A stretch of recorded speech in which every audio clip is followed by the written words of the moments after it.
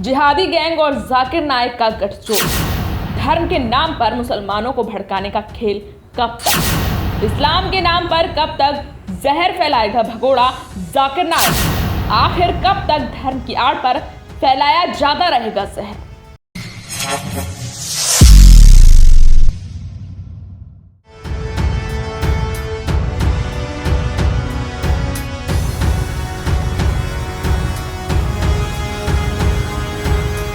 Media ने जिहाद की सच्चाई डंके की चोट पर दुनिया के सामने पेश की तो जिहाद का सच देखकर कट्टरपंथी इतना बौखला गए हैं कि वो अब गैर मुसलमानों के खिलाफ साजिश कर रहे हैं। इसका एक उदाहरण इस्लाम के नाम जहर उगलने वाला इस्लामिक उपदेशक जाकिर नाइक है। भगोड़े इस्लामिक उपदेशक जाकिर नाइक मलेशिया में भी बैठकर गैर मुस्लिम भारतीयों के खिलाफ जहर उगल रहा है। जाकिर नाइक इस्लाम के नाम पर नफरत फैलाने का काम कर रहा है। सबसे पहले आप जाकिर नाइक का वो बयान सुन लीजिए जिसका एक वीडियो सोशल मीडिया पर वायरल हो रहा है। There were some non-Muslims who even came and touched my feet, which is not allowed in Islam. What are you doing? They said, no, you are Bhagwan ka avatar. They loved me, they respected me, said, say what you want to. Some of them come and say, I've been seeing your videos for years. Tell me what I should do. I said, accept Islam. And they accepted immediately, alhamdulillah. They loved me, they respected me. There were very few who were against me. But since this new government came, they created a campaign against me and they have given a feeling as though majority of the non-Muslims are against me. Even in Malaysia here, majority where I'm staying, majority of the non-Muslims, they love me. When I go to the shop, they give me free non-Muslims. They don't charge me. There are yet few who are politically inclined, like in India, who for the political vote bank, they criticize me. Otherwise, majority of, so we should love the non-Muslims, especially in India, the Hindus and majority, care for them and try and remove the misconception. Regarding the main question, what happened in the Arab world, that there were many people who started maligning Islam, abusing the Prophet, criticizing Islam, calling not. So in the last couple of weeks, alhamdulillah, there has been a backlash from the people in the Middle East, mainly from Kuwait, from UAE, from Dubai, from Sharjah, from Saudi Arabia, and they came up, lawyers came up, activists came up, from the royal family, they came up and they started saying, what is this? And we know that there are more than 10 million Indians living in the Middle East alone. More than 3 million in Saudi Arabia, close to 4 million in UAE and the other Gulf countries. And the major foreign exchange that comes in India is from the Middle East. And all the Muslim countries put together, more than 50%. From the Middle East alone, 55 billion every year. More than 1 billion a month from Saudi alone. More than 1 billion a month from UAE alone. And out of those people working in the Gulf countries, approximately 50% are Muslims, 50% are non-Muslims. The non-Muslims are on the higher post. Most of the Indian Muslims, they are on the lower post, few are on the higher post. The non-Muslims, most of them on the higher post, few on the lower post. And when I did a survey, when I was a resident earlier of Dubai, the top 100 Indians in the Middle East, the richest in the Forbes list, the top 100 richest Indians in the Gulf country, 80% were non-Muslims, 75% Hindus, and only 20% were Muslims. So when so much money that is coming in to India from the Muslim countries, majority earned by the non-Muslim, that means they're living comfortably.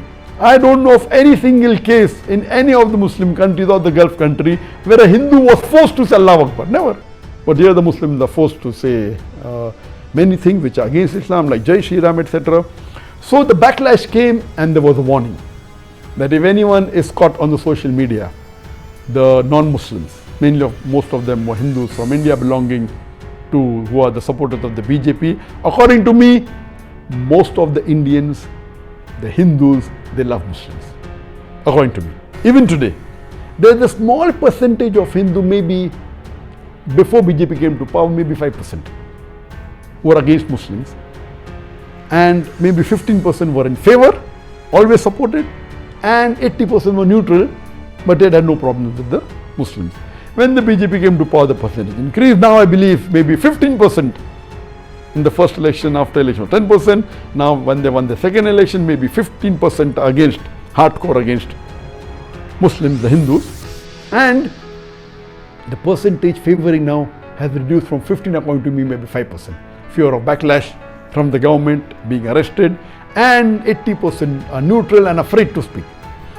We should convey the message, remove the misconception. This backlash that came from the Gulf country, it should have come long before, but better late than never, and I agree with it, that they gave them warning and many of them were arrested, they were put in jails, many were sent back.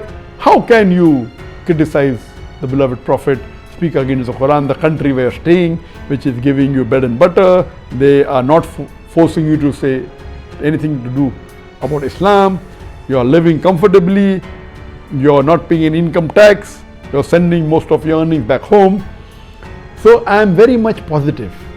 And then one of the lawyers from Kuwait has made even a case in the Geneva in the human rights, and he said that anyone who finds any non-Muslim making abusive remark against the Muslim, send it to him, he will put it in the court. Very good, we appreciate it, very good, but I want to give them advice a step further.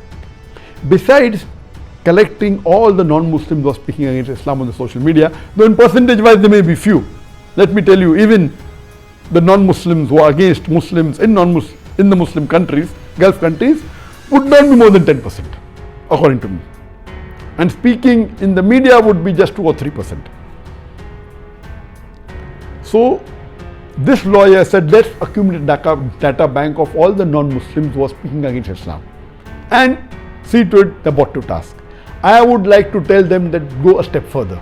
I would request that you even keep a data bank of non-Muslims in India speaking against Islam, and those which are speaking are mainly the hardcore activists of the BJP government, and most of them, they are rich.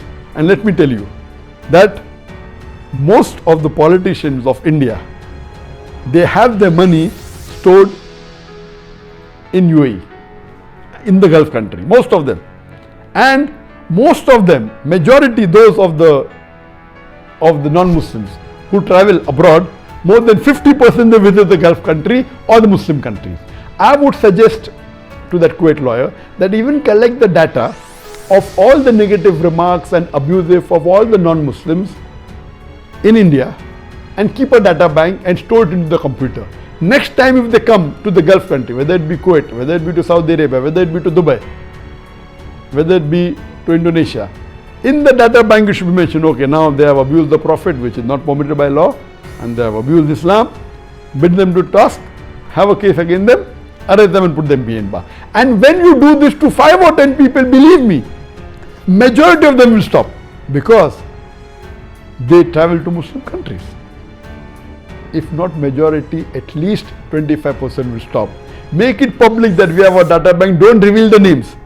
The moment they come, arrest them, take them to the court of law, give them punishment. Believe me, most of these people who are BJP Bhakt, who are spreading venom against Islam, against the Muslims, they will get scared. And my last suggestion is, let the Muslim countries make a block. The major Muslim countries, whether it be Saudi Arabia or UAE, Indonesia, Malaysia, can be Nigeria, Qatar. Most of the oil that comes to India comes from Muslim countries, from Saudi Arabia, from Nigeria, from UAE. Natural gas comes from Qatar, palm oil comes from Indonesia and Malaysia. Let's make a block and we work collectively so that if they say anything against Islam, against the Muslim, we can be a better force. So if the Muslims unite, inshallah, and put a pressure on Muslims and the other countries which are maligning Islam, inshallah this will have a positive impact and they will stop doing this activity. विवादित इस्लामी उपदेशक जाकिर नायक इस video में कहता नजर आ रहा है कि मैं ये सुझाव देता हूं कि सिर्फ मुस्लिम देश ही क्यों, भारत में भी जो गैर मुसलमान इस्लाम पर उंगली उठाता है तो उसका डेटाबेस तैयार किया जाना चाहिए। भारत में इस्लाम पर उंगली उठाने वाले मुख्य रूप से बीजेपी से जुड़े लोग हैं और उनमें से ज्यादातर लोग पैसे वाले हैं।